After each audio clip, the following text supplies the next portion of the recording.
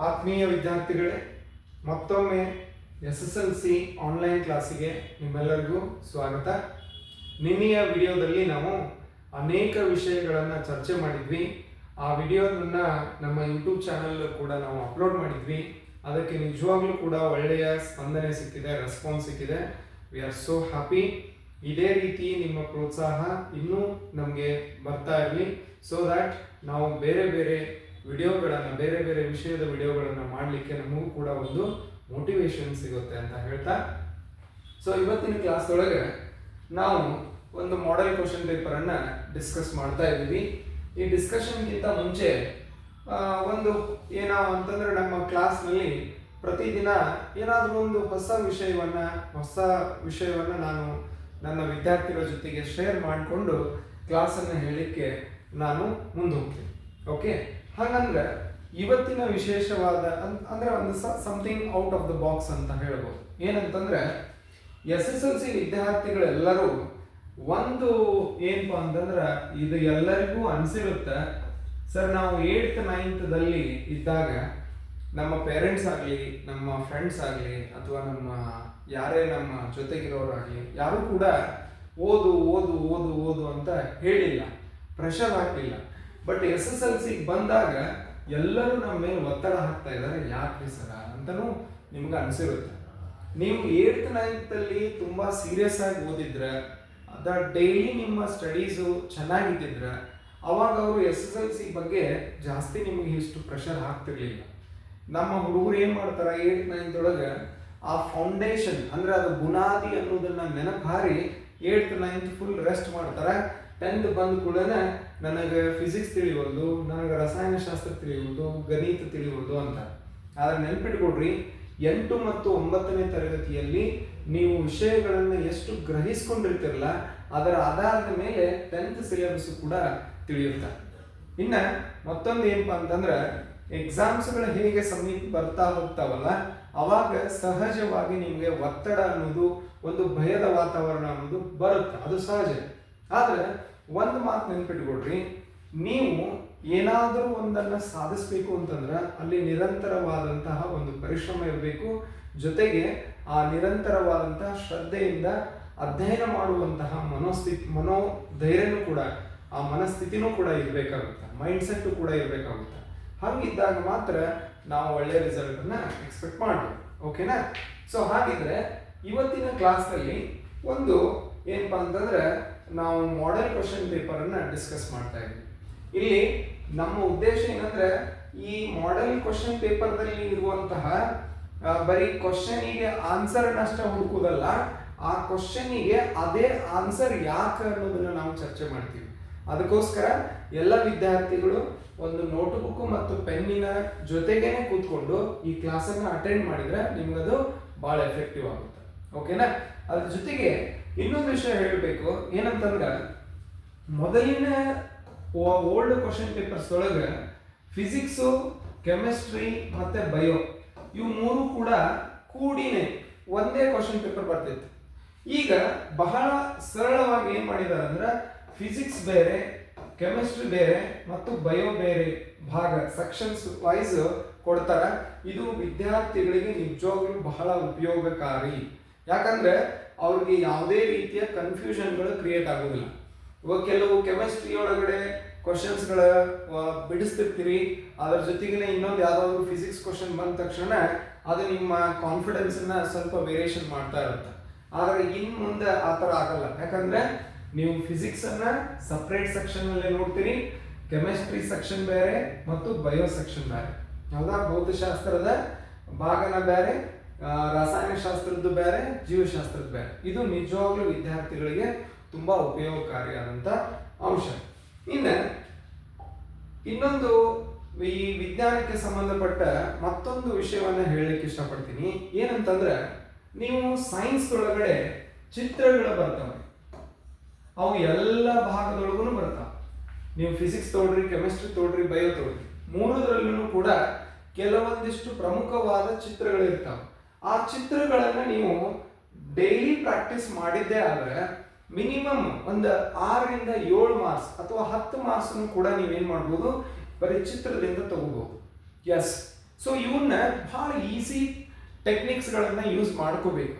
ಯಾರು ವಿದ್ಯಾರ್ಥಿಗಳು ನಮ್ಗೆ ಬಹಳ ಭಯ ಐತ್ರಿ ಸರ್, ನಾವು ಸೈನ್ಸ್ ಪಾಸ ಆಗೋದಿಲ್ಲ ಅನ್ನುವ ಮನಸ್ಥಿತಿ ಇರುತ್ತಲ್ಲ, ಅವ್ರಿಗೆ ಹೇಳೋದೇನಂದ್ರೆ ದಯವಿಟ್ಟು ಅದರಿಂದ ಹೊರಗೆ ಬರ್ರಿ. ಯಾಕಂದ್ರೆ ಸೈನ್ಸ್ ಪೇಪರ್ ನೀವು ಅನ್ಕೊಂಡಷ್ಟು ಟಫ್ ಇರಲ್ಲ. ಅದರೊಳಗಡೆ ಚಿತ್ರಗಳೇನು ಬರ್ತಾವಲ್ಲ ಅವುಗಳನ್ನ ನೀವು ಜಾಸ್ತಿ ಪ್ರಾಕ್ಟೀಸ್ ಮಾಡಿದ್ರೆ 100% ಪಾಸಿಂಗ್ ಆಗ್ಲಿಕ್ಕೆ ನಿಮ್ಗೆ ಅನುಕೂಲ ಆಗುತ್ತೆ. ಓಕೆನಾ? ಹಾಗಿದ್ರೆ ನಾವು ಈ ಒಂದು ಮಾಡೆಲ್ ಕ್ವಶನ್ ಪೇಪರ್ ಒಳಗೆ ಭಾಗ 1, ಆ ಭಾಗ 1ರಲ್ಲಿ ಏನದ ಅಂದ್ರೆ ಫಿಸಿಕ್ಸ್ ಪಾರ್ಟ್ ಅಂದ್ರೆ ಭೌತ ವಿಜ್ಞಾನದ ಭಾಗದಲ್ಲಿ ಇರುವಂತಹ ಪ್ರಶ್ನೆಗಳನ್ನು ನಾವು ಇವತ್ತೇನು ಮಾಡೋಣ, ಡಿಸ್ಕಸ್ ಮಾಡೋಣ. ಓಕೆನಾ? ಭೌತ ವಿಜ್ಞಾನ ಫಿಸಿಕ್ಸ್ ಪಾರ್ಟ್ ಅನ್ನ ನಾವು ಏನ್ ಮಾಡ್ತಾ ಹೋಗೋಣ ಅಂದ್ರೆ ನೋಡ್ತಾ ಹೋಗೋಣ. ಓಕೆ, ಭೌತ ವಿಜ್ಞಾನ. ಸೊ ಇದರಲ್ಲಿ ಮೊದಲನೆಯ ಪ್ರಶ್ನೆ ಏನದ ಅಂತಂದ್ರೆ, ಮೊದಲನೇ ಪ್ರಶ್ನೆ ಗೋಳೀಯ ದರ್ಪಣದ ಪ್ರತಿಫಲಿಸುವ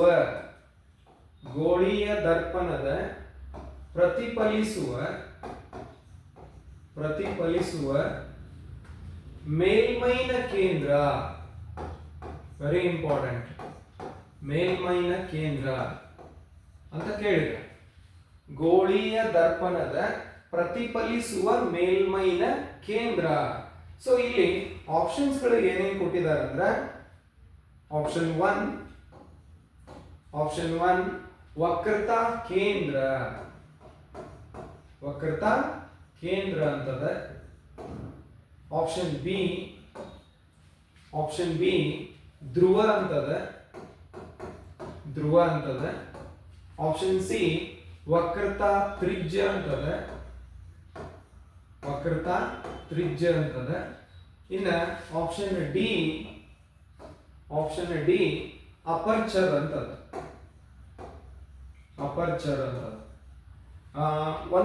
ಮತ್ತೊಂದು ವಿಷಯ, ಕೆಲವು ಇಂಗ್ಲಿಷ್ ವರ್ಡ್ಗಳು ಸೈನ್ಸ್ ನಲ್ಲಿ ಬರ್ತಾವು.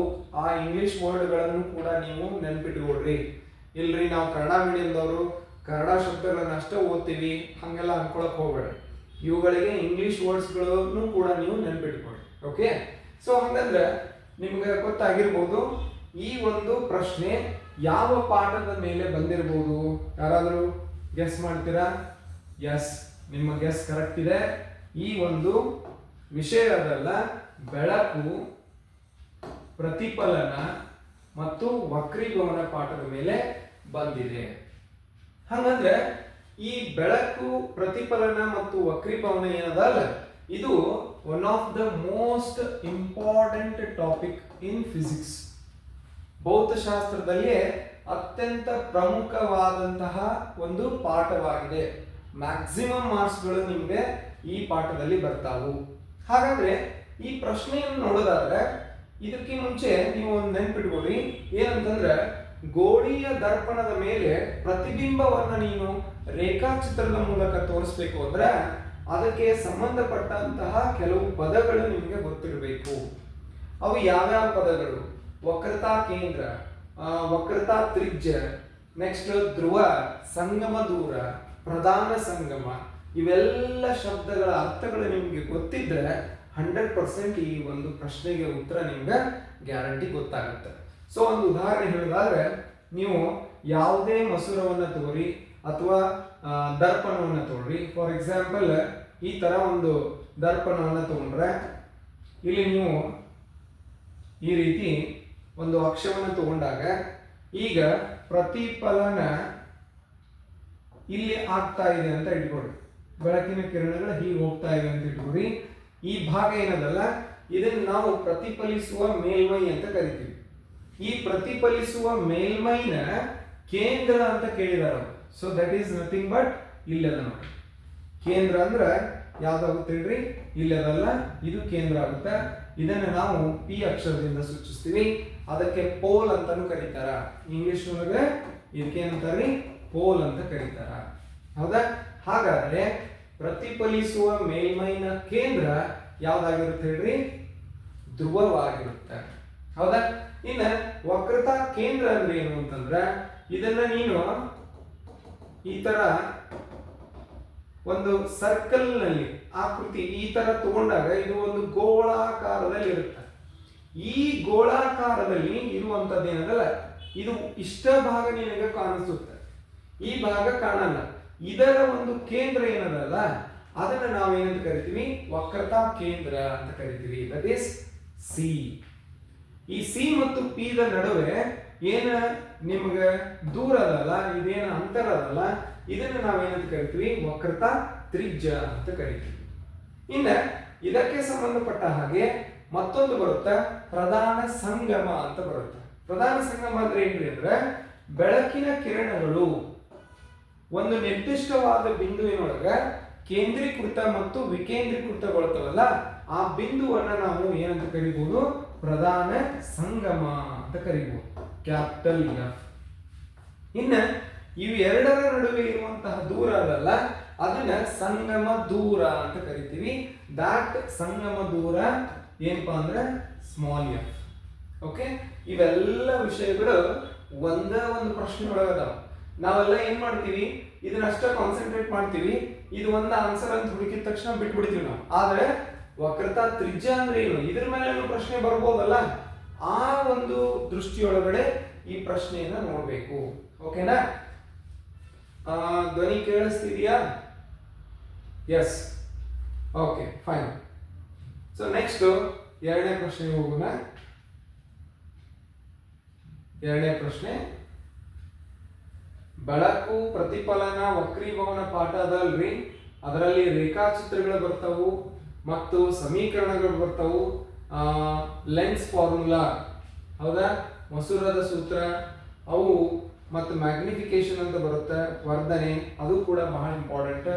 ಓವರ್ ಆಲ್ ಆಗಿ ನೋಡ್ಬೇಕಂದ್ರೆ ಫಿಸಿಕ್ಸ್ ಒಳಗೆ ಬೆಳಕು ಪ್ರತಿಫಲನ ವಕ್ರೀಭವನವನ್ನು ನೀವು ಜಾಸ್ತಿ ಸ್ಟ್ರೆಸ್ ಕೊಟ್ಟು ಏನ್ ಮಾಡಬೇಕು, ಓದ್ಬೇಕಾಗುತ್ತೆ.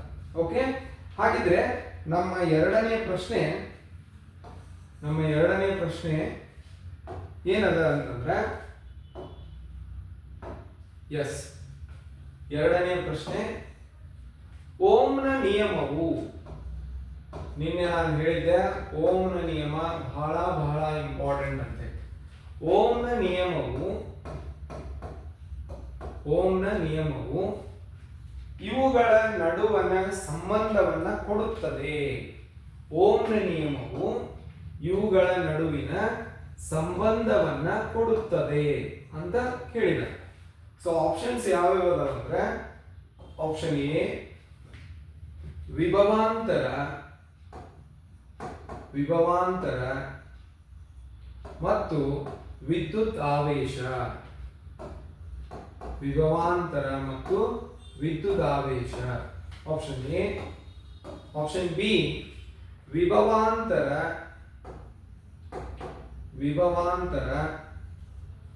ಮತ್ತು ರೋಧ ಅಂತ ಕೊಟ್ಟಿದ್ದಾರೆ, ರೈಟ್. ಮೂರನೇ ಆಪ್ಷನ್ ವಿದ್ಯುತ್ ಪ್ರವಾಹ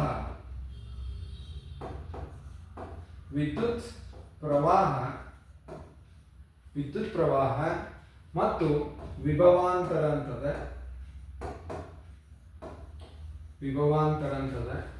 ಇನ್ನ ಕೊನೆಯದಾಗಿ ಆಪ್ಷನ್ ಡಿ ಏನಂದ್ರೆ ವಿದ್ಯುತ್ ಪ್ರವಾಹ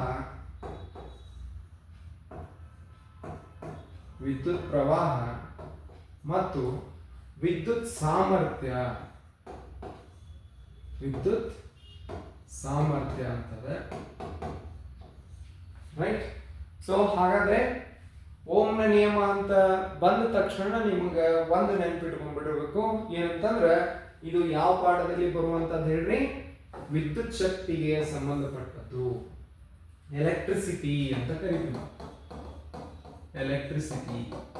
ರೈಟ್, ಎಲೆಕ್ಟ್ರಿಸಿಟಿ ಚಾಪ್ಟರ್ ನಲ್ಲಿ, ವಿದ್ಯುತ್ ಶಕ್ತಿ ಚಾಪ್ಟರ್ ನಲ್ಲಿ ಓಮ್ನ ನಿಯಮ ಬರುತ್ತೆ. ಈ ಓಮ್ನ ನಿಯಮ ಬಹಳ ವರ್ಷ ಕ್ವಶನ್ ಪೇಪರ್ಗಳನ್ನ ನೋಡಿದಾಗ ಇದನ್ನು ಬಿಡಿಸಿದ್ದಾರೆ, ಇದು ಕೇಳಿದ್ದಾರೆ, ಬಹಳ ಸತಿ ಕೇಳಿದ್ದಾರೆ. ಇದನ್ನ ನೀವು ಜಾಸ್ತಿ ಲಕ್ಷ ಕೊಟ್ಟು ಕೇಳಬೇಕು. ಇದನ್ನ ಬಾಹ್ಯಾಟ್ ಮಾಡುವ ಅವಶ್ಯಕತೆ ಇಲ್ಲ, ಬಹಳ ಸರಳ. ಏನ, ಸ್ಥಿರ ತಾಪದಲ್ಲಿ ಒಂದು ವಾಹಕದಲ್ಲಿರುವ ವಿಭವಾಂತರ ಏನಿರುತ್ತಲ್ಲ, ಅದು ಆ ವಾಹಕದಲ್ಲಿರುವಂತಹ ವಿದ್ಯುತ್ ಪ್ರವಾಹಕ್ಕೆ ಏನಾಗಿರುತ್ತೆ, ನೇರ ಅನುಪಾತದಲ್ಲಿರುತ್ತದೆ. ನಾನು ನಿನ್ನೆ ಹೇಳಿದ್ದೀನಿ ಏನಂತಂದ್ರೆ, V is equal to I into R ಅನ್ನುವ ಒಂದು ಸಮೀಕರಣ ಬರುತ್ತೆ. ಇದು ಓಮ್ನ ನಿಯಮವನ್ನು ತಿಳಿಸುತ್ತೆ. ಇಲ್ಲಿ ನೀವು ಗಮನಿಸಿದ್ರೆ ವಿ ಅಂದ್ರೆ ವಿಭವಾಂತರ ವೋಲ್ಟೇಜ್ ಆಗಿರುತ್ತೆ. ಇದು ಏನಪ್ಪಾ ಅಂತಂದ್ರೆ ಒಂದು second, V is directly proportional to I ಅಂದ್ರೆ ಒಂದು ನೇರ ಅನುಪಾತದ ಚಿಹ್ನೆ ಇದು. ಇದರ ಅರ್ಥ ಏನಂದ್ರೆ ಒಂದು ಪರಿಮಾಣ ಹೆಚ್ಚಾದಾಗ ಇನ್ನೊಂದು ಪರಿಮಾಣವೂ ಕೂಡ ಏನಾಗುತ್ತೆ, ಹೆಚ್ಚಾಗುತ್ತೆ. ಒಂದು ಪರಿಮಾಣ ಕಡಿಮೆ ಆದ್ರೆ ಇನ್ನೊಂದು ಪರಿಮಾಣವೂ ಕೂಡ ಏನಾಗುತ್ತೆ, ಕಡಿಮೆ ಆಗುತ್ತೆ. ಇದನ್ನು ನಾವು ನೇರ ಅನುಪಾತ ಅಂತ ಕರಿತೀವಿ. ಇನ್ನು ವಿಲೋಮ ಅನುಪಾತ ಅಂತ ಬರುತ್ತೆ. ಅದರದ್ದು ಬಗ್ಗೆ ನಿಮಗೆ ನಾಲೆಜ್ ಇರಲಿ. ಏನದು ಅಂದ್ರೆ ವಿಲೋಮ ಅನುಪಾತ ಬೇರೆ, ವಿಲೋಮ ಅನುಪಾತ ಬೇರೆ. ಏನದು ಅಂತಂದ್ರೆ ಒಂದು ಕ್ವಾಂಟಿಟಿ ಹೆಚ್ಚಿಗೆ ಆದ್ರೆ ಇನ್ನೊಂದು ಕ್ವಾಂಟಿಟಿ ಏನಾಗುತ್ತೆ, ಕಡಿಮೆ ಆಗುತ್ತೆ. ಹೌದಾ? ಸೊ ಇದು ವಿಲೋಮ ಅನುಪಾತ. ಇಲ್ಲೇ ನೇರ ಅನುಪಾತ ಇರುತ್ತೆ. ಸೊ ಇಲ್ಲೇ ಇದನ್ನು ನೀವು ತಿಳ್ಕೊಂಡ್ರಿ ಅಂದ್ರೆ ಇದರೊಳಗೆ ನೀವು ನೇರವಾಗಿ ಉತ್ತರವನ್ನು ಹೇಳ್ಬೋದು. ಯಾವ್ದು ಹೇಳ್ರಿ ಉತ್ತರ? ಹಾಗಾದ್ರೆ ವಿಭವಾಂತರಕ್ಕೆ ಮತ್ತು ಏನಪ್ಪಾ ಅಂತಂದ್ರೆ ವಿದ್ಯುತ್ ಪ್ರವಾಹಕ್ಕೆ ಇರುವಂತಹ ರಿಲೇಷನ್ ಅನ್ನ ಯಾವ್ದು ಹೇಳುತ್ತೆ? ಓಮ್ನ ನಿಯಮ ಹೇಳುತ್ತೆ. ಆದ್ದರಿಂದ ವಿಭವಾಂತರ ಮತ್ತು ನೋಡ್ರಿ ಎಷ್ಟು ಇಂಟ್ರೆಸ್ಟಿಂಗ್ ಅದ ಅಂದ್ರೆ ಇಲ್ಲೇ ವಿದ್ಯುತ್ ಆವೇಶ ಅಂತಾನು ಕೊಟ್ಟಾರ. ನಮ್ಮ ಹುಡುಗರು ಕನ್ಫ್ಯೂಷನ್ ಮಾಡ್ಕೊಂತಾರೆ. ಏನಂದ್ರೆ ವಿಭವಾಂತರ ಐತ್ರಿ, ವಿದ್ಯುತ್ ಆವೇಶ ಐತಿ, ಅಲ್ಲೇ ಓದಿನ ತಡಿ ವಿದ್ಯುತ್ ಆವೇಶ ಅಂದ್ರೆ ಚಾರ್ಜ್ ತಡಿ ಅಂತ ಪಟಕ್ಕನೆ ಈ ಆಪ್ಷನ್ ತಗೊಂಡ್ಬಿಡ್ತಾರೆ. ಆದ್ರೆ ಸ್ವಲ್ಪ ಲಕ್ಷ ಕೊಟ್ಟು ಕೇಳ್ರಿ, ಇದು ಬರೀ ಚಾರ್ಜ್ ಅಂತ ಅಷ್ಟೇ ಹೇಳಿದಾರ. ಅದನ್ನ ಇನ್ನೂ ಒಂದು ಸ್ವಲ್ಪ ನೀವು ಡೀಪ್ ಆಗಿ ನೋಡಿದಾಗ ಇಲ್ಲಿ ಗೊತ್ತಾಗುತ್ತೆ. ಏನಂತಂದ್ರೆ ವಿದ್ಯುತ್ ಪ್ರವಾಹ ಮತ್ತು ವಿಭವಾಂತರ ಅಂತ ಆಪ್ಷನ್ ಕೂಡ ಕೊಟ್ಟಿದ್ದಾರೆ. ಸೊ ದಟ್ ನೀವು ಆಪ್ಷನ್ ಸಿ ಅನ್ನ ಸೆಲೆಕ್ಟ್ ಮಾಡಬೇಕು. ಓಕೆನಾ? ತಿಳಿತಾ ಇದೆಯಾ? ರೈಟ್? ಓಕೆ. ನಾನು ಆಲ್ರೆಡಿ ಹೇಳಿದ್ದೀನಿ, ವಿದ್ಯುತ್ ಶಕ್ತಿಯ ಮೇಲೆ ಅನೇಕ ಸಮಸ್ಯೆಗಳನ್ನ ಕೇಳ್ತಾರ. ಇದರಲ್ಲಿ ಚಿತ್ರಗಳು ಕೂಡ ಬರ್ತವು. ರೋಧಗಳ ಜೋಡಣೆಯ ಚಿತ್ರ ಬಹಳ ಇಂಪಾರ್ಟೆಂಟ್ ಆಗಿರುವಂತಹ ಒಂದು ಟಾಪಿಕ್. ಓಕೆ, ಸೊ ಹಾಗಿದ್ರೆ ನಮ್ಮ ಮುಂದಿನ ಪ್ರಶ್ನೆ ಹೋಗೋಣ. MCQ ಕ್ವಶನ್ಸ್ಗಳಾದವು. ಈಗ 1 ಮಾರ್ಕ್ಸ್ ಕ್ವಶನ್ಸ್ಗಳನ್ನ ನಾವು ನೋಡೋಣ. ಏನದು ಅಂದ್ರೆ ಥರ್ಡ್ ಕ್ವಶನ್. 1 ಸೆಕೆಂಡ್. ಕೇಳ್ತಾ ಇದೆಯಾ? ಕೇಳ್ತಾ ಇದೆ ಸರ್, ಕ್ಲಿಯರ್ ಆಗಿ. Okay, fine.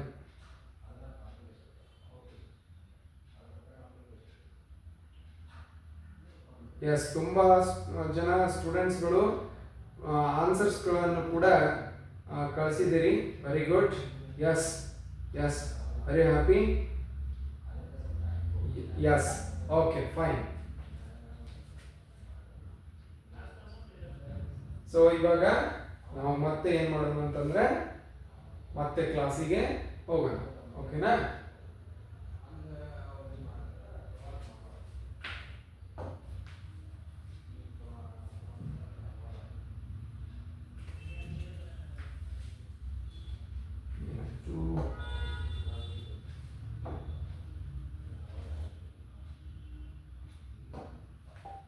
ಎಸ್.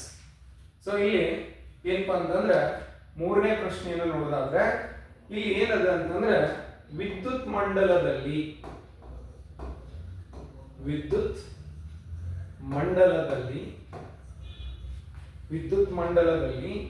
ಉಪಯೋಗಿಸುವ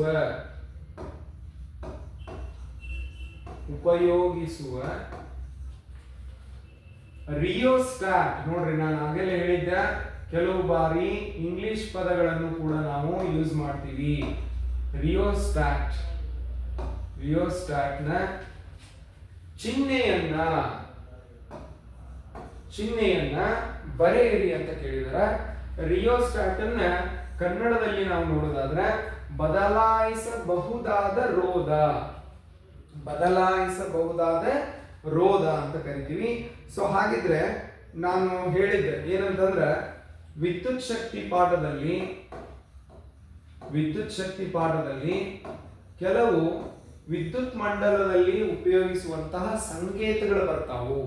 ಅದರದೊಂದು ಚಾರ್ಟ ಕೊಟ್ಟಾರೆ ಟೆಕ್ಸ್ಟ್ ಬುಕ್ ಒಳಗೆ. ಅಲ್ಲಿ ನಾವು ಸ್ಟೂಡೆಂಟ್ಸ್ ಏನ್ ಮಾಡ್ತಾರ ಅಂದ್ರೆ ಯಾವ ಸರಳದವಲ್ಲ ಅವನೊಂದೆರಡು ನೋಡಿ ನನಗೆ ತಿಳಿದತಿ ಅಂತೇಳಿ ಉಳಿದಿದ್ದನ್ನು ನೆಗ್ಲೆಕ್ಟ್ ಮಾಡ್ತಾರೆ.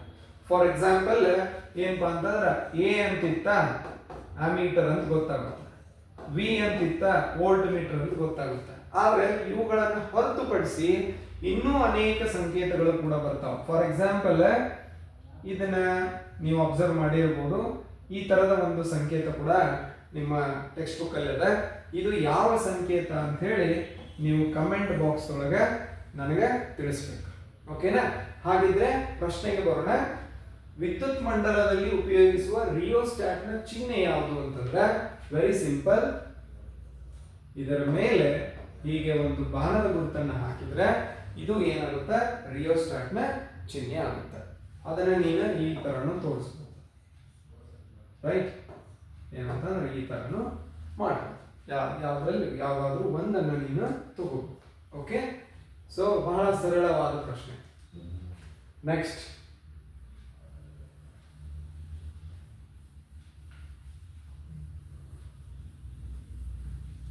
ಎಸ್.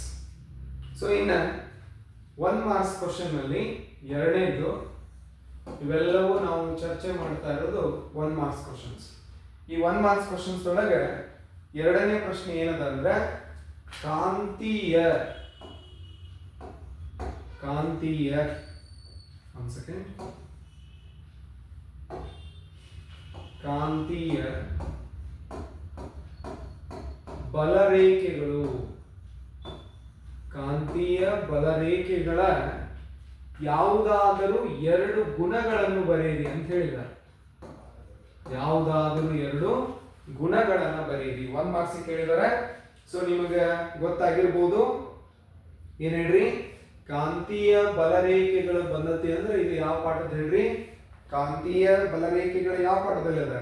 ಎಸ್, ವಿದ್ಯುತ್ ಶಕ್ತಿಯ ನಂತರ ವಿದ್ಯುತ್ ಕಾಂತ ಕ್ಷೇತ್ರಕ್ಕೆ ಸಂಬಂಧಪಟ್ಟ ಹಾಗೆ ನಿಮಗೇನು ಲೆಸನ್ ಅದಲ್ಲ ಅದರಲ್ಲಿ ಕಾಂತೀಯ ಬಲರೇಖೆಗಳನ್ನ ಹೇಗೆ ತೋರಿಸ್ತೀವಿ, ಆ ಕಾಂತೀಯ ಬಲರೇಖೆಗಳು ಯಾವ ಯಾವ ವಾಹಕಗಳಲ್ಲಿ ಯಾವ ಆಕಾರದಲ್ಲಿ ಇರ್ತಾವ ಅನ್ನೋದನ್ನ ನೀವು ವಿದ್ಯುತ್ ಕಾಂತೀಯ ಪರಿಣಾಮಗಳು ಪಾಠದಲ್ಲಿ ನೀವು ನೋಡಬಹುದು. ಹೌದಾ?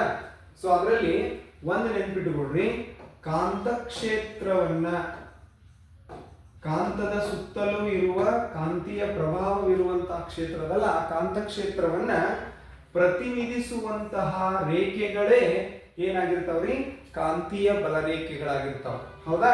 ಈ ಕಾಂತೀಯ ಬಲರೇಖೆಗಳ ಗುಣಲಕ್ಷಣವನ್ನ ನಾವು ನೋಡೋದಾದ್ರೆ, ಒಂದು ದಂಡಕಾಂತವನ್ನ ತಗೊಂಡಾಗ ರೈಟ್, ಇದರ ಸುತ್ತಲೂ ಏನಾಗ್ತಾವ್ರಿ, ಕಾಂತೀಯ ಬಲರೇಖೆಗಳು ಇರ್ತಾವ. ಅವುಗಳ ಗುಣಲಕ್ಷಣ ಏನಂದ್ರೆ, ಮೊದಲೇದ್ದು ಅವು ಪರಸ್ಪರ ಯಾವುದೇ ಕಾರಣದಲ್ಲೂ ಛೇದಿಸುವುದಿಲ್ಲ. ಫಸ್ಟ್ ಒನ್, ಪರಸ್ಪರ ಏನಾಗಿಲ್ರಿ, ಪರಸ್ಪರ ಕಾಂತೀಯ ಬಲರೇಖೆಗಳು ಛೇದಿಸುವುದಿಲ್ಲ.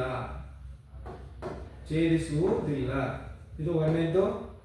ಎರಡನೇದು ಏನಪ್ಪಾ ಅಂತಂದ್ರ, ಅವು ಉತ್ತರ ಧ್ರುವದಿಂದ ದಕ್ಷಿಣದ ತುದಿಗೆ, ಹೌದಾ, ಆ ರೀತಿ ಉತ್ಸರ್ಜನೆಗೊಂಡು ಅಲ್ಲಿ ಅಂತ್ಯ ಆಗ್ತಾವು ಅಂತ ಬರೀಬೇಕು.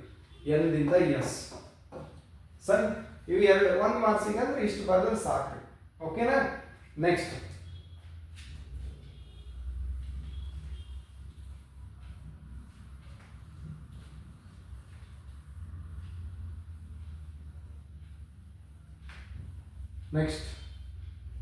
ನೆಕ್ಸ್ಟ್ ಹೋಗೋಣ. ಎಸ್, ಹಾ, ಇದು ಬಹಳ ಇಂಪಾರ್ಟೆಂಟ್ ಆದಂತಹ ವಿಷಯವನ್ನು ನಾವು ಇವತ್ತು ಚರ್ಚೆ ಮಾಡ್ತಾ ಇದ್ವಿ.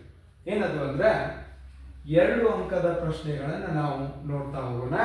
ಅದರಲ್ಲಿ ಮೊದಲನೇ ಪ್ರಶ್ನೆ ಏನದಂದ್ರೆ, ದೂರದೃಷ್ಟಿ ಎಂದರೇನು? ಈ ದೋಷ ಉಂಟಾಗಲು 2 ಕಾರಣಗಳನ್ನ ತಿಳಿಸಿ ಅಂತ ಹೇಳಿದ್ದಾರೆ. ಇಲ್ಲಿ ನೀವು ಅಬ್ಸರ್ವ್ ಮಾಡ್ರಿ, ಏನಂತಂದ್ರೆ ಈ ಕಣ್ಣಿನ ದೃಷ್ಟಿಗೆ ಸಂಬಂಧಪಟ್ಟ ಹಾಗೆ ದೋಷಗಳು ಅಂತ ಟೆಕ್ಸ್ಟ್ ಬುಕ್ ಅಲ್ಲಿ ಅದಾರಿ. ಹೌದಾ? ಅದರಲ್ಲಿ ಮಯೋಫಿಯಾ, ಹೈಪರ್ಮೆಟ್ರೋಫಿಯಾ, ಈ ತರ ಬೇರೆ ಬೇರೆ ಅವುಗಳನ್ನ ಕನ್ನಡದಲ್ಲಿ ನಾವು ಹೇಳೋದಾದ್ರೆ ದೂರದೃಷ್ಟಿ ಮತ್ತು ಸಮೀಪ ದೃಷ್ಟಿ ಅಂತ ನಾವು ಹೇಳ್ತೀವಿ. ಸೊ ಇಲ್ಲಿ ಅವ್ರು ಕೇಳಿರೋದು ಯಾವ್ದಂದ್ರೆ ದೂರದೃಷ್ಟಿ. ಹಾಗಾದ್ರೆ ದೂರದೃಷ್ಟಿ ಅಂತ ಬಂದಾಗ ದೂರದ ವಸ್ತುಗಳು ಆ ವ್ಯಕ್ತಿಗೆ ಏನಾಗ್ತಿರ್ತೈತ್ರಿ, ಸ್ಪಷ್ಟವಾಗಿ ಕಾಣಿಸ್ತಿರ್ತಾವು. ಸಮೀಪದ ವಸ್ತುಗಳು ಏನಾಗ್ತಿರ್ತಾವು, ಸ್ಪಷ್ಟವಾಗಿ ಕಾಣ್ತಿರಂಗಿಲ್ಲ. ಆ ಒಂದು ದೋಷಕ್ಕೆ ನಾವು ಏನಂತ ಕರಿತೀವಿ, ದೂರದೃಷ್ಟಿ. ಇಲ್ಲಿ ಹೆಸರಿನೊಳಗೆ ನೆನ್ಪಿಟ್ಕೊಂಡ್ಬಿಡ್ರಿ. ದೂರದೃಷ್ಟಿ ಅಂದಾಗ ಆ ವ್ಯಕ್ತಿಗೆ ಏನಾಗುತ್ತೆ ಹೇಳ್ರಿ, ದೂರದ್ದು ಸ್ಪಷ್ಟವಾಗಿ ಕಾಣಿಸ್ತಿರ್ತಾವು, ಆದ್ರೆ ಸಮೀಪದ ಕಾಣಂಗಿಲ್ಲ.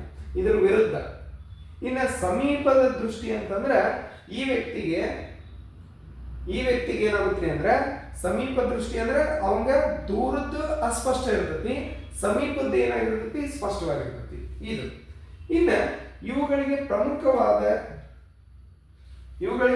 ಪ್ರಮುಖವಾದ ಕಾರಣಗಳನ್ನ ನಾವು ನೋಡಿದ್ರೆ, ಮೊದಲನೇದು ದೂರದೃಷ್ಟಿ ಏನದಲ್ಲ, ಈ ಸಮಸ್ಯೆ ಯಾವಾಗ ಬರ್ತದೆ ಅಂದ್ರೆ ಸಂಗಮ ದೂರ ಏನಿರುತ್ತಲ್ಲ, ಮಸೂರದ ಸಂಗಮ ದೂರ ಇರುತ್ತಲ್ಲ, ಅದು ಯಾವಾಗ ಉದ್ದವಾಗಿರುತ್ತೋ ಅವಾಗ ಈ ಸಮಸ್ಯೆ ಬರುತ್ತೆ. ನಂಬರ್ 1. ಎರಡನೇದೇನಪ್ಪ ಅಂತಂದ್ರೆ, ಕೆಲವು ವ್ಯಕ್ತಿಗಳ ಕಣ್ಣು ಗುಡ್ಡೆಗಳಲ್ಲ, ಅವು ಬಹಳ ಚಿಕ್ಕದಾಗಿದ್ದಾಗ, ಅತ್ಯಂತ ಸಣ್ಣದಾಗಿದ್ದಾಗಲೂ ಕೂಡ ದೂರದೃಷ್ಟಿಯ ಸಮಸ್ಯೆ ಬರುತ್ತೆ. ಓಕೆನಾ? ಇನ್ನ ಈ ಒಂದು ಸಮಸ್ಯೆಯನ್ನ ಬಗೆಹರಿಸಬೇಕು ಅಂದ್ರೆ ಆ ವ್ಯಕ್ತಿ ಯಾವ ಮಸೂರವನ್ನ ಬಳಸಬೇಕು ಅಂದ್ರೆ ಪೀನ ಮಸೂರವನ್ನ ಬಳಸಬೇಕು. ಓಕೆ. ಇನ್ನ ಸಮೀಪ ದೃಷ್ಟಿ ಅಂತ ಬಂದಾಗ ಇಲ್ಲಿ ಅದಕ್ಕೆ ಕಾರಣ ಏನಾಗಿರುತ್ತಂದ್ರೆ, ಆ ಮಸೂರದ ಒಂದು ವಕ್ರತೆ ಇರುತ್ತಲ್ಲ ಅದು ಜಾಸ್ತಿ ಆಗಿರುತ್ತೆ, ಮತ್ತು ಕಣ್ಣುಗುಡ್ಡೆ ಸಹಜವಾಗಿರುವುದಕ್ಕಿಂತ ಸ್ವಲ್ಪ ಏನಾಗಿರುತ್ತೆ ಅಂದ್ರೆ ಉದ್ದನೆಯ ಒಂದು ಕಣ್ಣುಗುಡ್ಡೆಗಳನ್ನು ಹೊಂದಿರ್ತಾರೆ. ಆವಾಗ ಆ ಸಮೀಪ ದೃಷ್ಟಿ ಬರುತ್ತೆ. ಓಕೆ. ಜೊತೆಗೆ ಇದನ್ನು ನಾವು ನಿಮ್ನ ಮಸೂರನ್ನು ಬಳಸಿ ಏನ್ ಮಾಡಬಹುದು, ಪರಿಹಾರ ಮಾಡಬಹುದು. ಸೊ ಹೀಗೆ ಈ ಒಂದು 2 ಅಂಕಕ್ಕೆ ನೀವು ಆನ್ಸರ್ ಅನ್ನ ಬರೀಬೇಕು. Very simple. ಇದ್ರ ಮೇಲೆ ಐತಲ್ರಿ, ಡೆಫಿನೆಟ್ಲಿ ಹೇಳ್ತೀನಿ, ಮಾನವನ ಕಣ್ಣು ಮತ್ತು ವರ್ಣಮಯ ಜಗತ್ತು ಅಂತ ಏನ್ ಚಾಪ್ಟರ್ ಅದಲ್ಲ, ಇದರೊಳಗಡೆ ವೈಜ್ಞಾನಿಕ ಕಾರಣಗಳ ಮೇಲೆ ಪ್ರಶ್ನೆ ಗ್ಯಾರಂಟಿ ಇರುತ್ತೆ. ಅದರ ಜೊತೆಗಿನ ವರ್ಣ ವಿಭಜನೆ, ಬೆಳಕಿನ ಚದುರುವಿಕೆ, ಟಿಂಡಾಲ್ ಪರಿಣಾಮ, ಕಣ್ಣಿನ ದೋಷಗಳು, ಇದಕ್ಕೆ ಸಂಬಂಧಪಟ್ಟ ರೇಖಾಚಿತ್ರಗಳು ಕೂಡ ಅದಾವು. ಅವೆಲ್ಲವುಗಳನ್ನು ಕೂಡ ನೀವೇನ್ ಮಾಡಬೇಕು, ಪ್ರಾಕ್ಟೀಸ್ ಮಾಡಬೇಕು. ಬಹಳ ಇಂಪಾರ್ಟೆಂಟ್. 2 ಅಂಕದ್ದು 3 ಅಂಕದ ಪ್ರಶ್ನೆಗಳು ಜಾಸ್ತಿ ಇದರಲ್ಲಿ ಬರ್ತಾವೆ. ಓಕೆನಾ? ಇನ್ನ ಇದರಲ್ಲಿನೇ ನಾವೇನ್ ಮಾಡೋಣ, ಮುಂದಿನ ಪ್ರಶ್ನೆ ಹೋಗೋಣ.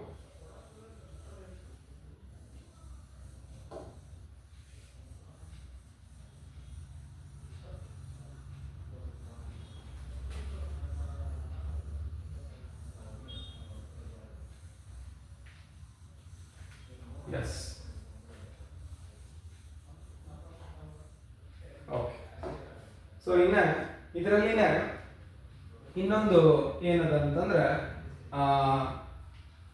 ಚಿತ್ರ ಕೊಟ್ಟಾಗ ಆ ಚಿತ್ರದಲ್ಲಿ ಈ ರೀತಿಯ ಒಂದು ಚಿತ್ರ ಈ ತರದ ಇಲ್ಲಿ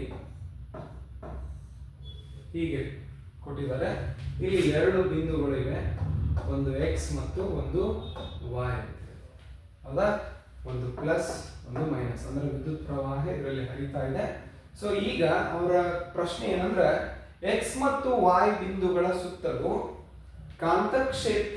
ಕಾಂತಕ್ಷೇತ್ರದ ದಿಕ್ಕನ್ನು ತಿಳಿಸಿ ಅಂತ ಹೇಳಿದ್ದಾರೆ. ನಿಮಗೆ ಗೊತ್ತಿರುವಂಗೆ ಮ್ಯಾಕ್ಸ್ವೆಲ್ ರವರ ಬಲಗೈನ ಹೆಬ್ಬೆರಳು ನಿಯಮ ಯಾರೆಲ್ಲ ನೀವು ನೋಡಿದಿರಾ?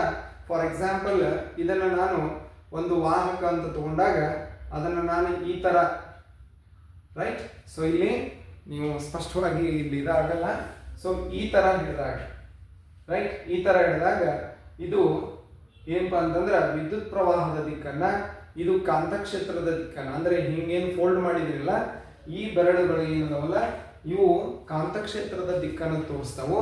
ಇದು ಏನಪ್ಪಾ ಅಂತಂದ್ರೆ ವಿದ್ಯುತ್ ಪ್ರವಾಹದ ದಿಕ್ಕನ್ನು ತೋರಿಸುತ್ತೆ. ಸೊ ಆದ್ದರಿಂದ ಇಲ್ಲಿ ಗಮನಿಸಬೇಕಾದಂತದ್ದು ಏನಂದ್ರೆ, ಇಲ್ಲಿ ಗಮನಿಸಬೇಕಾದ ವಿಷಯ ಏನಪ್ಪಾ ಅಂತಂದ್ರೆ, ನೋಡ್ರಿ, ಇಲ್ಲಿ ಕ್ಲಾಕ್ ವೈಸ್ ಆಗಿ, ಇಲ್ಲಿ ಆಂಟಿ ಕ್ಲಾಕ್ ವೈಸ್ ಆಗಿ, ಅಂದ್ರೆ ಪ್ರದಕ್ಷಿಣ ಮತ್ತು ಅಪ್ರದಕ್ಷಿಣವಾಗಿ 2 ಬಿಂದುಗಳಲ್ಲಿ ನಾವು ಕಾಂತಕ್ಷೇತ್ರದ ದಿಕ್ಕನ್ನ ನೋಡಬಹುದು. ಇನ್ನ ಅದರಲ್ಲಿನೇ ಸಬ್ ಕ್ವಶನ್ ಅಂದ್ರೆ 2ನೇ ಪ್ರಶ್ನೆ ಏನ್ ಕೇಳಿದಾರೆ ಅಂದ್ರೆ, ಕಾಂತಕ್ಷೇತ್ರದ ದಿಕ್ಕನ್ನು ನಿರ್ಧರಿಸಲು ಸಹಾಯ ಮಾಡಿದ ನಿಯಮವನ್ನ ನಿರೂಪಿಸಿ. ಆ ನಿಯಮ ಯಾವುದಂದ್ರೆ ಮ್ಯಾಕ್ಸ್ವೆಲ್ ರವರ ಬಲಗೈ ಹೆಬ್ಬೆರಳು ನಿಯಮ. ಅದನ್ನ ನೀವು ಈ ರೀತಿ ಬರಿಬೇಕು. ಒಂದು ವಾಹಕವನ್ನ ನಮ್ಮ ಬಲಗೈನಲ್ಲಿ ಈ ರೀತಿ ಹಿಡಿದಾಗ ಈ ಮಡಚಿದ ಬೆರಳುಗಳದಲ್ಲ ಅವು ಕಾಂತಕ್ಷೇತ್ರದ ದಿಕ್ಕನ್ನು ತೋರಿಸ್ತಾವು. ಇನ್ನ ಹೆಬ್ಬೆರಳು ಏನದಲ್ಲ ಅದು ವಿದ್ಯುತ್ ಪ್ರವಾಹದ ದಿಕ್ಕನ್ನ ತೋರಿಸುತ್ತ ಅಂತ ಬರಿಬೇಕು. ಓಕೆನಾ? ಸೊ ಇದು ಈ ಒಂದು ಪ್ರಶ್ನೆ. ನೆಕ್ಸ್ಟ್ ಇದಾದ ನಂತರ ನೆಕ್ಸ್ಟ್ ಕ್ವಶನ್, ಗೃಹ ವಿದ್ಯುತ್ ಮಂಡಲದಲ್ಲಿ ವಿದ್ಯುತ್ ಉಪಕರಣಗಳನ್ನ ಸಮಾಂತರವಾಗಿ ಸಂಪರ್ಕಿಸುವುದು ಉತ್ತಮ. ಈ ಕ್ರಮಕ್ಕೆ 2 ಕಾರಣಗಳನ್ನ ಕೊಡಿ. Very important.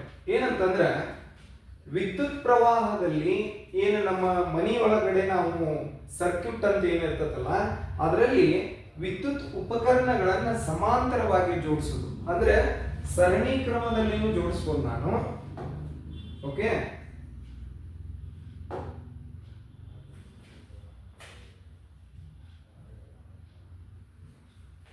ನಾನು ಏನ್ ಮಾಡೋದು ಅಂದ್ರೆ ಸರಣಿ ಕ್ರಮದಲ್ಲಿ ಹಾಗೇನೆ ಸಮಾಂತರವಾಗಿ 2 ರೀತಿ ಏನ್ ಮಾಡಬಹುದು ನಾನು ಜೋಡಿಸಬಹುದು. ಈಗ ಸರಣಿ ಕ್ರಮದಲ್ಲಿ ಜೋಡಿಸೋದ್ರಿಂದ ಮತ್ತು ಸಮಾಂತರವಾಗಿ ಜೋಡಿಸೋದ್ರಿಂದ ಏನೆಲ್ಲ ಲಾಭಗಳದಾವು ಏನೆಲ್ಲ ಅನಾನುಕೂಲಗಳದಾವು ಅನ್ನೋದನ್ನ ನಾವು ತಿಳ್ಕೋಬೇಕಾಗುತ್ತೆ. ಓಕೆ, ಸೊ ಏನೇನದಾವು? Very simple. ಈಗ ನೋಡ್ರಿ, ಸಮಾಂತರವಾಗಿ ಜೋಡಿಸಿದಾಗ ಫಾರ್ ಎಕ್ಸಾಂಪಲ್ ರೈಟ್,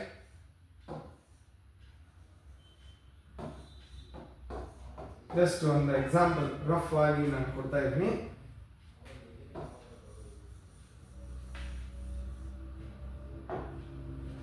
ಸೊ ಇಲ್ಲಿ ಸರಣಿ ಅಂದಾಗ ಈ ರೀತಿ ಜೋಡಣೆ ಆಗುತ್ತೆ.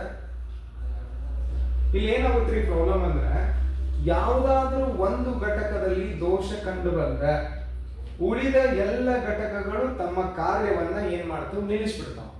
ಆದ್ರೆ ಸಮಾಂತರದಲ್ಲಿ ಹಾಗಾಗೋದಿಲ್ಲ. ಸಮಾಂತರ ಜೋಡಣೆಯೊಳಗಡೆ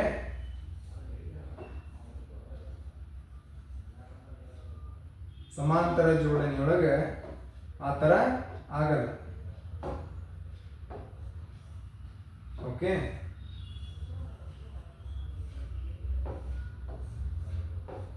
ರೈಟ್. ಸೊ ಇಲ್ಲಿ ಏನಾಗುತ್ತೆ ಅಂದ್ರೆ ಯಾವ್ದಾದ್ರೂ ಒಂದು ಘಟಕ ಕೆಲಸ ಮಾಡುವುದನ್ನ ನಿಲ್ಲಿಸಿದ್ರು ಕೂಡ ಬೇರೆ ಘಟಕಗಳಲ್ಲಿ ಏನಾಗುತ್ತಾ ವಿದ್ಯುತ್ ಹರಿತಾ ಇರುತ್ತಾ, ಅಲ್ಲಿ ಕೆಲಸ ನಡೀತಾ ಇರುತ್ತೆ. ಇದು ಒಂದೇ ಅನುಕೂಲ. ಎರಡನೇದೇನಪ್ಪ ಅಂದ್ರೆ ಇಲ್ಲಿ ಕರೆಂಟ್ ಏನದಲ್ರಿ ಅದು ಸೇಮ್ ಇರುತ್ತೆ ಎಲ್ಲ ಇದ್ರಲ್ಲೂ. ಇಲ್ಲಿ ಏನಾಗ್ಬಿಡುತ್ತಂದ್ರೆ ಎಲ್ಲಾದ್ರೂ ಒಂದ್ ಕಡೆ ದೋಷ ಬಂದ್ರೆ ಉಳಿದ ಎಲ್ಲ ಉಪಕರಣಗಳು ಕೂಡ ಏನಾಗ್ತಾವ ಕೆಲಸ ಮಾಡುವುದನ್ನು ನಿಲ್ಲಿಸ್ಬಿಡ್ತಾವ.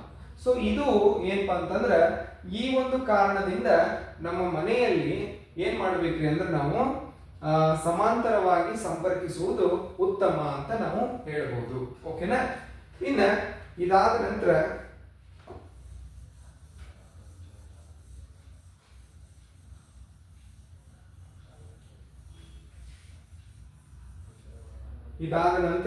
ಪ್ರಶ್ನೆ ಏನದ ಅಂದ್ರೆ ಇದು 3 ಮಾರ್ಕ್ಸಿಗೆ ಅದ. ಒಂದು ವಸ್ತುವನ್ನು ಪೀನ ಮಸೂರದ 2F ನಲ್ಲಿ ಇರಿಸಿದಾಗ ಉಂಟಾಗುವ ಪ್ರತಿಬಿಂಬವನ್ನ ತೋರಿಸುವ ರೇಖಾಚಿತ್ರವನ್ನು ಬರೆಯಿರಿ. ಉಂಟಾದ ಪ್ರತಿಬಿಂಬದ ಸ್ಥಾನ ಮತ್ತು ಸ್ವಭಾವವನ್ನ ತಿಳಿಸಿ. Very simple. ಮೊದಲೊಂದು ಪ್ರಧಾನ ಅಕ್ಷ ಹಾಕೊಡ್ರಿ. ಯಾವ ಮಸೂರ ಹೇಳಿದಾರಲ್ಲ ಅದನ್ನ ಸ್ಪಷ್ಟವಾಗಿ ತಿಳ್ಕೊಡ್ರಿ. ಅದು ಪೀನ ಮಸೂರನೋ ಅಥವಾ ನಿಮ್ನ ಮಸೂರನ ಅಂತ ಹೇಳಿ. ಇಲ್ಲಿ 2F1 ಅಂದ್ರೆ ನಾನು ಇಲ್ಲಿ ತಗೊಂಡ್ರೆ 2F1 ನಲ್ಲಿ ವಸ್ತುವನ್ನ ಇಟ್ಟಿದ್ದೀನಿ ಅಂತ ಇಟ್ಕೊಡ್ರಿ. ಇವುಗಳನ್ನ ನೀವು ಪ್ರಾಕ್ಟೀಸ್ ಮಾಡಲೇಬೇಕು. ಓಕೆನಾ? ಹೀಗೆ ಬೆಳಕಿನ ಕಿರಣ ಹೋಗಿ ಒಂದು ಈ ರೀತಿ ಹೋಗುತ್ತಾ, ಇದು ಹೀಗೆ ಹೋಗಿ ಇನ್ನೊಂದು ಬೆಳಕಿನ ಕಿರಣ ಏನಾಗುತ್ತೆ ಅಂದ್ರೆ ಈ ರೀತಿ ಜಾಯಿಂಟ್ ಆಗುತ್ತೆ. ಎಲ್ಲಿ ಇವೆರಡು ಕಿರಣಗಳು ಜಾಯಿಂಟ್ ಆಗ್ತಾವಲ್ಲ ಅಲ್ಲಿ ನಾವು ಪ್ರತಿಬಿಂಬವನ್ನು ನೋಡಬಹುದು. ಇಲ್ಲಿ ಏನಪ್ಪಾ ಅಂತಂದ್ರೆ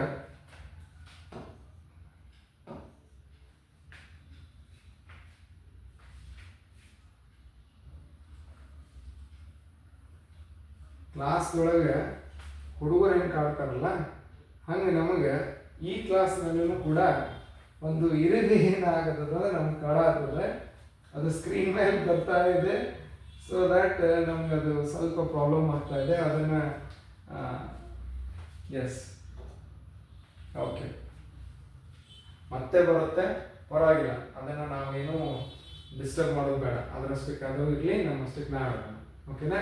ಸೊ ಇಲ್ಲಿ ನೀವು ಅಬ್ಸರ್ವ್ ಮಾಡಿದರೆ ಎರಡೂ ಕಿರಣಗಳು ಎಲ್ಲಿ ಸಂಗಮ ಆಗ್ತಾವಲ್ಲ, ಇಲ್ಲಿ ನಾವು ಏನು ಮಾಡ್ಬೋದು, ಪ್ರತಿಬಿಂಬವನ್ನು ನೋಡ್ಬೋದು. 2F2ದಲ್ಲಿ ಅದು ಬರುತ್ತೆ. ಇದು ಪ್ರಧಾನ ಅಕ್ಷದ ಕೆಳಗೈತಿ, ತಲೆ ಕೆಳಗಾದ ಪ್ರತಿಬಿಂಬ. ಅದರ ಬಗ್ಗೆ ನಿಮಗೆ ಆಲ್ರೆಡಿ ಗೊತ್ತದೆ. ಇದು ರೇಖಾಚಿತ್ರ. ಈ ರೇಖಾಚಿತ್ರಗಳನ್ನ ಪ್ರಾಕ್ಟೀಸ್ ಮಾಡಲೇಬೇಕು. ಓಕೆ, ನೆಗ್ಲೆಕ್ಟ್ ಮಾಡಬೇಡ್ರಿ. ಬಹಳ ಸತಿ ಇದ್ರ ಮೇಲೆ ಪ್ರಶ್ನೆನ ಕೇಳಿದಾರ. ಓಕೆನಾ. ನೆಕ್ಸ್ಟ್, ಸೊ ಇದಾದ ನಂತರ ಮುಂದಿನ ಪ್ರಶ್ನೆ, ವರ್ಣ ವಿಭಜನೆ ಎಂದರೇನು? Very important. ಬೆಳಕಿನ ವರ್ಣ ವಿಭಜನೆ. ವರ್ಣ ವಿಭಜನೆ. ಐಸಾಕ್ ನ್ಯೂಟನ್ ಅನ್ನುವ ವಿಜ್ಞಾನಿ ಈ ಒಂದು ಬೆಳಕಿನ ವರ್ಣ ವಿಭಜನೆಯನ್ನ ವಿವರಿಸ್ತಾನೆ. ಅವ್ರು ಏನ್ ಹೇಳ್ತಾರೆ ಅಂತಂದ್ರೆ, ಒಂದು ಪಟ್ಟಕದ ಮೂಲಕ ಬಿಳಿ ಬೆಳಕು ಈ ಪಟ್ಟಕದ ಮೂಲಕ ಹಾದು ಹೋಗುವಾಗ ಅದು ತನ್ನ ಘಟಕ ಬಣ್ಣಗಳಾದ ಅಂದ್ರೆ 7 ಬಣ್ಣಗಳಾಗಿ ವಿಭಜನೆಯನ್ನ ಹೊಂದುತ್ತೆ.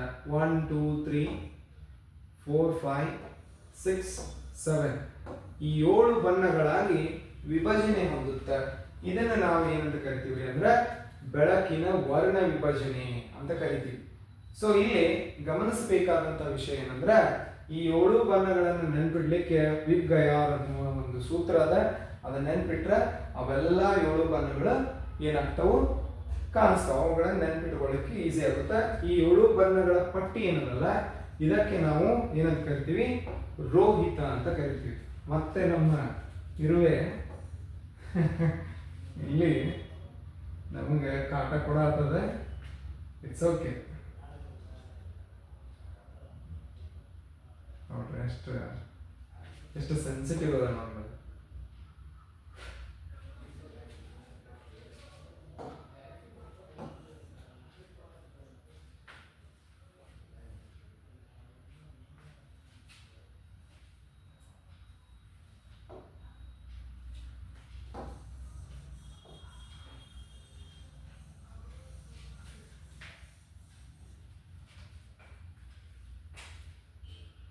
ಎಸ್. ಸೊ ಇಲ್ಲಿ ಪ್ರಶ್ನೆ ಏನದಂದ್ರೆ, ಬೆಳಕಿನ ವರ್ಣ ವಿಭಜನೆ ಅಂದ್ರೆ ಏನು ಅನ್ನೋದು ಸ್ಪಷ್ಟ ಆಯಿತು. ಏನಂತಂದ್ರೆ, ಒಂದು ಪಟ್ಟಕದ ಮೂಲಕ ಬಿಳಿ ಬೆಳಕಿನ ಕಿರಣ ಹಾದು ಹೋಗುವಾಗ ಅದು ಏನಾಗುತ್ತೆ, 7 ಬಣ್ಣಗಳಾಗಿ ವಿಭಜನೆ ಹೊಂದುತ್ತೆ. ಅದನ್ನು ನಾವೇನಂತ ಕರಿತೀವಿ, ಬೆಳಕಿನ ವರ್ಣ ವಿಭಜನೆ ಅಂತ ಕರಿತೀವಿ. ಇದು ಅಷ್ಟೇ ಅಲ್ಲದೆ ನಿಸರ್ಗದಲ್ಲಿ ಕಾಮನ ಬಿಲ್ಲು ಉಂಟಾಗುವಿಕೆಯನ್ನ ವಿವರಿಸಿ ಅಂತ ಹೇಳಿದ್ದಾರೆ. This is very important question. ಏನಂತಂದ್ರೆ, ಕಾಮನ ಬಿಲ್ಲು ಏನದಲ್ಲ, ಅದು ನೈಸರ್ಗಿಕವಾಗಿ ಉಂಟಾಗುವ ಒಂದು ರೋಹಿತ. ಓಕೆನಾ. ಸೊ ಅಲ್ಲಿ ಹೇಗೆ ಉಂಟಾಗುತ್ತೆ ಅಂತಂದ್ರೆ, ಫಾರ್ ಎಕ್ಸಾಂಪಲ್ ಸೂರ್ಯನ ಬೆಳಕಿನ ಕಿರಣ ಅದಲ್ಲ, ಒಂದು ಮಳೆ ಹನಿಯ ನೀರಿನ ಮೂಲಕ ಹಾದು ಹೋಗುವಾಗ ಅಲ್ಲಿ ಏನಾಗುತ್ತೆ ಅಂತಂದ್ರೆ, ಆ ಒಂದು ಬೆಳಕು ಏನಾಗುತ್ತೆ, ವಿಭಜನೆಗೊಳ್ಳುತ್ತೆ. Very interesting. ಏನಂದ್ರೆ, ಬೆಳಕು ಇಲ್ಲಿ ಮೊದಲು ಈ ನೀರಿನ ಹನಿಗಳ ಮೂಲಕ ಹೋದಾಗ ಈ ನೀರಿನ ಹನಿ ಅದಾವಲ್ಲ, ಇವು ಪಟ್ಟಕಗಳಾಗಿ ಕೆಲಸ ಮಾಡ್ತಾವ. ಪಟ್ಟಕದ ಹಾಗೆ ಕೆಲಸ ಮಾಡುತ್ತೆ. ಅದರಲ್ಲಿ ಏನಾಗುತ್ತೆ, ವಕ್ರೀಭವನ ಉಂಟಾಗುತ್ತೆ. ಅದರ ಜೊತೆಗೇನೆ ಆಂತರಿಕ ಪ್ರತಿಫಲನ ಉಂಟಾಗುವುದರ ಮೂಲಕ ಬೆಳಕು ಏನಾಗುತ್ತೆ ಹೇಳ್ರಿ, ವಿಭಜನೆಗೊಳ್ಳುತ್ತೆ. ಆ ವಿಭಜನೆಗೊಳ್ಳುವುದರಿಂದ 7 ಬಣ್ಣಗಳು ನಮಗೆ ಕಾಣಿಸ್ತಾವೆ. ಸೂರ್ಯನ ವಿರುದ್ಧ ದಿಕ್ಕಿನಲ್ಲಿ ಕಾಮನ ಬಿಲ್ಲು ಮೂಡುತ್ತಾರೆ. ಓಕೆ, 3 ಮಾರ್ಕ್ಸ್ ಕೇಳಿದಾರ. Very important. ಇನ್ನು ಅದರಲ್ಲಿನ ಅಥವಾ ಅಂತನೂ ಅದ. ಟಿಂಡಾಲ್ ಪರಿಣಾಮ ಎಂದರೇನು? ನಮ್ಮ ಸುತ್ತಲೂ ಅನೇಕ ರೀತಿಯ ಕಣ್ಣಿಗೆ ಕಾಣಿಸ್ತಾ ಇರುವಂತಹ ಸೂಕ್ಷ್ಮವಾದಂತಹ ಕಣಗಳಿರ್ತಾವೆ. ಧೂಳಿನ ಕಣಗಳಿರ್ಬೋದು, ಬೇರೆ ಬೇರೆ ಅನಿಲಗಳಿರ್ಬೋದು. ಯಾವಾಗ ಬೆಳಕಿನ ಪಥವನ್ನ ನಾವು ನೋಡ್ಬೇಕಾ ಅಂದ್ರೆ ಅದು ಬೆಳಕಿನ ಪಥ ನಮಗೆ ನೇರವಾಗಿ ಕಾಣಲ್ಲ. ಇದಕ್ಕೆ ನಿಮಗೆ ತಿಳಿಯೋಂಗೆ ಹೇಳ್ಬೇಕಂದ್ರೆ ಕೆಲವು ಮನೆಗಳಲ್ಲಿ ನೀವು ನೋಡ್ರಿ, ಒಂದು ಕಿಟಕಿ, ಸಣ್ಣ ಕಿಟಕಿ ಅದ ಅಂತ ಇಟ್ಕೊಡಿ. ಆ ಕಿಟಕಿಯ ಮೂಲಕ ಮಾತ್ರ ಬೆಳಕಿನ ಕಿರಣಗಳು ಒಳಗಡೆ ಬರ್ತಾ ಇರುವಾಗ ಅಲ್ಲಿ ಕೆಲವು ಕಣಗಳು ಸುಮ್ಮನೆ ಹಿಂಗೆ ಗಾಳಿಯೊಳಗೆ ಹೋಗ್ತಾ ಇರ್ತಾವ ಅಂತ ಅನ್ಸುತ್ತೆ ನಿಮಗೆ. ಅವುಗಳನ್ನು ಮುಟ್ಟಾಕ್ ಹೋದ್ರೆ ನಿಮಗೆ ಆಗುದಿಲ್ಲ, ಅನುಭವಕ್ಕೆ ಬರೋದಿಲ್ಲ. ಅವು ಏನಂತಂದ್ರೆ ಅದರ ಕಂಕಣ ಕಣಗಳು ಅಂತ ಏನು ಕರಿತೀವಲ್ಲ, ಅದರ ಮೂಲಕ ಬೆಳಕು ಹಾದುವಾಗ ಬೆಳಕಿನ ಪಥವನ್ನು ನಾವು ಗಮನಿಸಬಹುದು. ಅದನ್ನ ನಾವು ಏನಂತೀವಿ, ಟಿಂಡಾಲ್ ಪರಿಣಾಮ ಅಂತ ಕರಿತೀವಿ. ಓಕೆನಾ? ಮತ್ತೆ ಅದರೊಳಗೆ ಇನ್ನೊಂದು ಪ್ರಶ್ನೆ ಕೇಳಾರ, ಶುಭ್ರ ಆಕಾಶದ ಬಣ್ಣವು ನೀಲಿಯಾಗಿದೆ ಏಕೆ? ವೆರಿ ಸಿಂಪಲ್, ಬೆಳಕಿನ ಚದುರುವಿಕೆ ಏನಾಗಿರುತ್ತೆ ಅದಕ್ಕೆ ಕಾರಣವಾಗಿರುತ್ತೆ, ಅದನ್ನ ನೀವು ವಿವರಣೆ ಕೊಡಬೇಕು. ಓಕೆನಾ?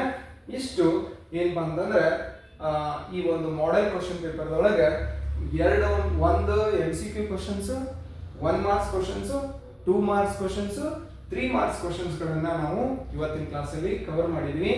ಇನ್ನು ಇದರ ನಂತರ ಐತಲ್ಲ, ನಾವು 3 ಅಂಕದ್ದು ಅಂದ್ರೆ 4 ಮಾರ್ಕ್ಸ್ ಇಂದ ಮತ್ತೆ ಅದರಲ್ಲೇನೆ 2 ಪ್ರಶ್ನೆಗಳಿದಾವು. ಇವನ್ನ ನಾವು ಮುಂದಿನ ಕ್ಲಾಸ್ನಲ್ಲಿ ನಾವು ಸಾಲ್ವ್ ಮಾಡೋಣ. ಯಾಕಂದ್ರೆ ಇವತ್ತು ಸ್ವಲ್ಪ ಇಲ್ಲಿ ಡಿಸ್ಟರ್ಬೆನ್ಸ್ ಅದ. So that we will continue in the next class. Okay na? Yes.